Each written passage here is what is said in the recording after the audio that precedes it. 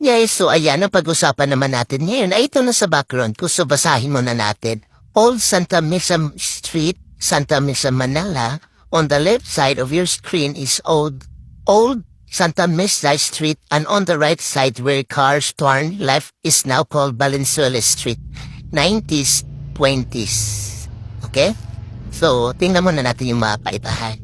Bali noon, tingnan mo yung kalsada, bato pa, okay? Hindi pa sementado. Tapos wala pa masyadong, tawag dyan, mga wire. Diba, tingnan mo yung kubo, ganyan. Diba, nakaka-amaze? Ang sarap ng buhay ng ganyan kasi diba, pag maglalakad ka, ang presko ng hangin. Diba, tapos yung maririnig mo dyan, mga huni ng ibon, tumadaan. Kalaban mo lang dyan, init din, okay? Init din naman. Kasi kahit naman may mga puno dyan, may part pa rin talaga na, tawag dyan, hainit. Pero, kahit pa paano may mga puno. Okay? So, ayan.